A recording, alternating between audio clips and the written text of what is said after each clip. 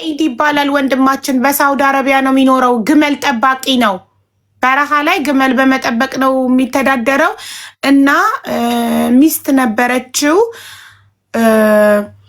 እሱ በ1000 ሪያል ደሞዝተኛ ሆኖ ሚስቱን እያስተዳደረ፣ ሚስቱ በአጋጣሚ እርጉዝ እያለች ሳምባዋ ውሃ ይቋጥርና ሆስፒታል ሳምባሽ ውሃ ቋጥሯል፣ ከወለድሽ በኋላ አሁን ኦፕሬሽን መደረጋችም ከወለድሽ በኋላ ኦፕሬሽን ትደረጊያለሽ ተብላ፣ እሷ ደግሞ እሱ ትንሽዬ ስለሆነ ደሞዙ ለሆስፒታል ክፍያ ሳውዲ አረቢያ ሆስፒታል የግል ሲወልዱ ህገወጥ ስለሆነች የመንግስት በነፃ መውለድ ስለማትችል የግል እሱ የሚሰራበትን እያጠራቀሙ ነበር ለሆስፒታል ለመውለጃ ለእሷ ክፍያ። ስለዚህ ከነገርኩት እንዴት ለሆስፒታል መክፈያ እናጠራቅማለን ብላ መታመሟን ሳትነግረው ዝም ብላ ኦፕሬሽን እንደሚያስፈልጋት ሳታሳወቀው ሕክምና እንደሚያስፈልጋት ሳትነግረው ህይወታቸውን ቀጥለው ሲነገራት 6 ወሯ ነበረ። ከ3 ወር በኋላ 9 ወሯን ጨርሳ ምሽዋሩ ምግብ ይዞለት ቢሄድ ኦኬ። ቲጂ ሞተር መዝግብ ያለው የቲጂን ሞተር ኦኬ። እና ሳትነግረው ሳትታከም ከወለደች በኋላ ህይወቷ አለፈ። አሁን ትናንትና ሞተች። የ4 ወር ህፃን አራስ ጥላ እና አሁን እሱ ልጁ ሰው ጋር ነው ስታስታምማት ማስካርጋ ይተላለፋል ተጠንቀቁ ተብለው ሆስፒታል ስታስታምማት ማስካርጋ የነበረችው ያክስቷ ልጅ እሷ ስትሞት አምቡላንስ ደውል አምቡላንስና ፖሊስ መጥቶ አስክሬኑን ሲወስድ እሷንም ወሰዳትና ህገወጥ በመሆኗ ያክስቷ ልጅም ህገወጥ በመሆኗ እስር ቤት ገባች። ስለዚህ ያ አራስ ህፃን ሰው ጋር ነው ያለው አሁን። እሱ ደግሞ ሰኢድ ደግሞ አባት ደግሞ በረሃ ላይ ነው፣ እዛ ገጠር ነው ያለው። ምንም እንትን ኤሌክትሪክ ራሱ የለም። ምንድነው በፀሐይ ብርሃን በሚሰራ እንትን ነው ቻርጅ አድርጎ ስልኩን የገባው እና ምግብም የለም፣ እየተራበ ነው። አሁን በጊፍት ትንሽ አግዘ ነው ከገጠር ወደ ከተማ እንዲመጣ ልናደርግ ነው። በጊፍት እኔ ጋ አስገብተው ጊፍቱን እሙ ጋ አስገብተን እሙ በካሽ እዛ ልትሰጠው ማለት ነው። እና ከዛ በኋላ ልጁን ይዞ ወደ ኢትዮጵያ እንዲመጣ ባንክ አካውንት የለውም። አንደኛ አንተን ማስቸገር የምንፈልገው ባንክ አካውንት እንድታስከፍትልና በራሱ ባንክ አካውንት ገንዘብ አግዘ ነው ወደ ኢትዮጵያ የሚመጣበትን ትንሽ ሀዘኑን አሳልፎ ከዛ ሳውዲ ደግሞ መግባት አይችልም። በባህር ስለሆነ ሄደው ህገወጥ ስለሆነ ሳውዲ ደግሞ ስለማይገባ በአሻራ ስለሚወጣ ወደ ዱባይ እንዲሄድ ሀዘኑን ከተወጣ በኋላ ልናግዘው ተነጋግረናል እኔና ቤተሰቦቼ እና አንተ ባንክ አካውንት እንዲከፍት እንድታግዘን እና ደግሞ ኤርፖርትም ደግሞ እንድትቀበለው እንድታግዘን በእነዚህ 2 ነገሮች ልናስቸግር ነበር የጠራንክ። በቃ ይሄው ነው የምናስቸግርክ። ባንክ አካውንት ማስቸገር ሳይሆን ትዕዛዝ ነው መስጠት ያለብሽ። ስለዚህ ኤኒታይም ታውቂዋለሽ እንትኔ እኛ ጋር መጥቶ አርፎ በደንብ እስከሚፈልገው ድረስ ቆይቶ ምንም ስለሚበላው ስለሚጠጣው ስለሚያርፍበትም ሳይጨነቅ ከነ ልጁ እኛ ጋር መሆን ይችላል። እንዳልሹም አካውንትም ጭምር እዚህ ከፍተንለት የሚፈልገውን ነገር እናደርጋለን። በነገራችን ላይ እዚህ ያላችሁ 6000 ምናምን ሰዎች ባለፈ እንግዲህ በእንደዚሁ አይነት ድንገት ሌሊት ላይ መታ ራሴን ላጠፋ ነው ብላ ሀቡ ቤት የነበረችው ልጅ እኛ ጋር ቆይታ ሀቡ የዛኑ ቀን ማታ ትኬት ቆርጣ ምን ብላ መጣ። ከዛው በማግስቱ አካውንት ከፍተንላት ወደ 700-800 ሺህ ብር አካባቢ ተሰብስቦላት ነበረ። በቅርብ እንግዲህ አንድ ላይ ቤተሰቡንም ሀቡንም ማመስገን እፈልጋለሁ ብላለች። ሱቅ ከፍታ ምን ብላ ኑሮ ጀምራለች እና በጣም የሚያስደስት ነገር ነው ያለችበትና ምናልባትም ቀደም ካልሽ ቅዳሜም እሁድም ፕሮግራም ይዘሽ ሀቡ ይሄንን ቤተሰብ ማመስገን እንፈልጋለን። ምክንያቱም እንደዚህ ደግሞ የተሰራው ስራ በተግባር ማየትም ስላለበት ማመንም ስላለበት አንዳንዴ ሰዎች መጨረሻቸው ምን ሆነ ተብሎም ስለሚታይ እንደዚህ ማየትም ስለሚፈልጉ እስከ መጨረሻው ድረስ ለምሳሌ በእህታችን ሌላ በነበረ ሂደት ላይ ምን ያህል ዓመት ሄደንበት ብዙ ወቀሳ ብዙ ነገሮች ደርሶ ግን መጨረሻ ለሀገሯ እንድትበቃም የሁላችንም ጥረትም ሀቡም እንደዚሁ ኤምባሲውን ሁሉ ጭምር ጎትጉተሽ ብዙ እዚህ ጋር እንዲደርስ ሆኗል። ስለዚህ ወንድማችንም በፈለከው ሰዓት እዚህ ልክ እንዳንተው ወንድሞች አሉ እኛ ጋር ያሉ አብረው አንድ ላይ ሆነን የምትፈልገውን ነገር እናደርጋለን። እንግዲህ አላህ ሰብሩን ይስጥህ፣ አላህ ብርታቱን ይስጥህ። ከምንም በላይ አንዳንድ ጊዜ አላህ የወደደውን ነው የሚያደርገውና በርታ ወንድሜ። በጣም ያሳዝናል። በተለይ አራስ ህፃን ጥላ ነው የሞተችውና አራስ ህፃን እናቱን ሳያቅ ነብሱን ሳያቅ በጣም አሳዘነኝ። በዛ ላይ ሳትታከም ችግሯን ሳትናገር ማለት እሱ አቅሙ አይፈቅድም ብላ ዋጣ አርጋ ችግሯን ችላ በጊዜ ብትናገር ብትታከም የመዳን እድል ይኖራት ነበር ይሆናል። እና ያ በጣም ያሳዝናል።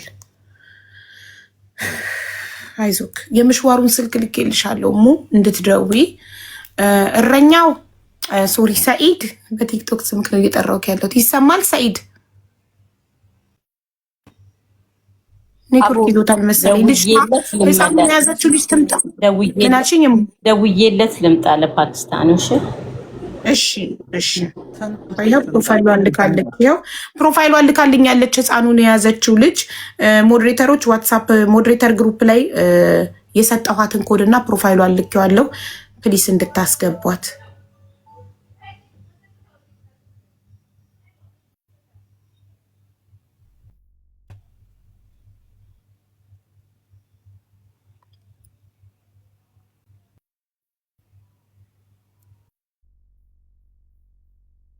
ይሰማል ወንድሜ? ይሰማል? ከተሰማህ ሚትህን ንካው። ምናልባት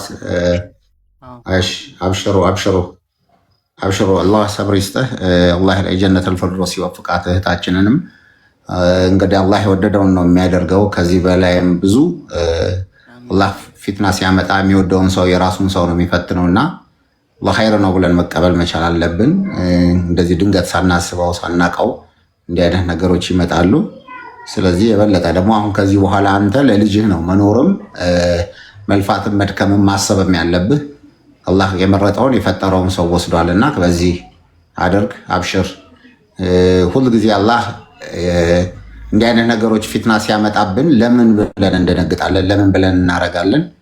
ወላሂ እኔ አሁን የዛሬ 3 ዓመት አካባቢ አይ ቲንክ 3 ዓመት ከምናምን ሆነ 5 እህቶቼን ነው እኔ በመኪና አደጋ ያጣሁትና በአንድ ሰዓት በአንድ ወቅት አብረው የሚያግዙ ከላይም ከታችም አሉኝ። በቃ ምላቸው የእናቴ አባት ልጆቼ እህቶቼ አንድ ላይ ነው ያለቁትና እንግዲህ ያ ሁሉ መቼም ሰው ቆሞ ይሄዳል ብሎ ማንም የሚያስብ የለም በሰዓቱ በወቅቱ የነበረው። ግን አላህ ደግሞ እንግዲህ ለምክንያት ነው ያቆየንና ያ ሁሉ አቆይቶን ዛሬ ቤታችን ውስጥ 700 ሰዎች ምስኪኖች ከመንገድ ላይ ወደቁ ልክ እንዳንተ እንደዚህ የተቸገሩ ወገኖችን አስጠግተን በቀን 3 ጊዜ ወደ 2000 ምግብ እየመገብን እናኖራለን።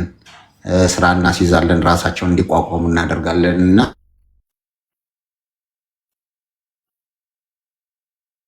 እንዳልወጣ አገለግለው ያደረገው ነው ብዬም ስለማስብ እንግዲህ ሁልጊዜ ያው እንግዲህ በአላህ ነው የምናደርገውና ዱዓ አርግ፣ ሰግደህ በትልቁ ነገር የሚያስፈልጋት ሰደቃ ነው።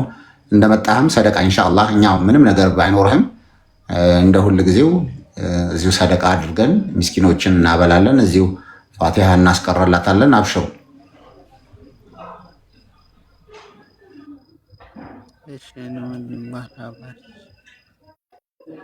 ሀቡ ይሰማል አይደል? እኔ ሳውራ? አዎ ይሰማል፣ በደንብ ነው የሚሰማው። እሺ ሹክራን። ይቅርታ እንዴ ለተመልካች ንገራቸው። ለምሽዋሩ ምግብ ይዞለት ይሄድ ያላችሁ ለእሙ በዋትሳፕ ነግሬያታለሁ። ምሽዋሩ ምግብ ይዞለት ይሄድ፣ ታክሲው ሲሄድ እሱን ፒክ ሊያደርግ ሲሄድ ምግብ ገዝቶ ይዞለት ይሄድ ብያታለሁ። እሺ ይቅርታ ወንድም ካለድ።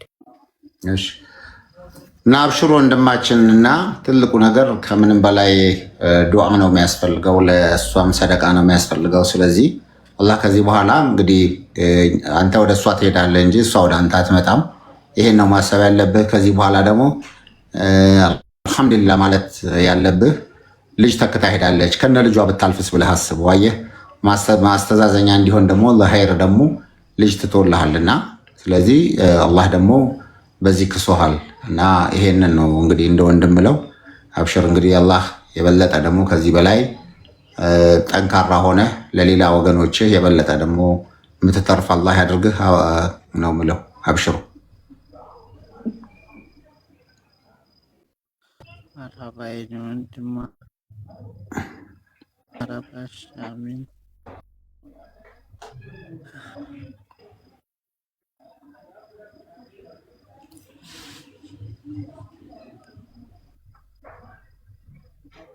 ሰኢድ መናገር የምትፈልገው ነገር ካለ ተናገር። ሀቦን አይ ቲንክ ከፍቷል፣ ግን ድምፁ ሩቅ ነው። እንትን ነው የእንትን የለውም እኮ እሱ እኮ እልም ያለ በረሃ ላይ ነው ያለው። ኤሌክትሪክ ራሱ የለውም። እንትን ነው የሚጠቀመው ሶቢያ ነው ምንድነው በፀሐይ የሚሰራው እሱን ነገር በሶላር ነው የሚጠቀመው። ግመል ነው የሚጠብቀው በረሃ ላይ።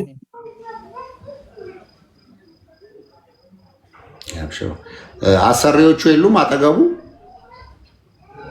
ሰውየው ከተማ ነው የሚኖረው። ገጠር የሚመጣው ግመሎቹን ማየት ሲፈልግና ለሱ ምግብ ሊያመጣ ሲል ነው የሚመጣው።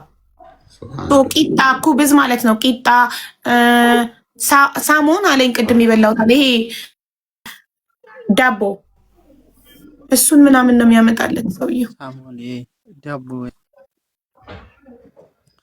ይኸውልህ እስኪ ወደ እንትኑን እንትን አድርገውና ትንሽ ድምፅህን ከፍ አድርግ። ትንሽ ድምፅህን ትንሽ ከፍ ብታደርግ ወንድሜ አይሰማም። ይሰማል።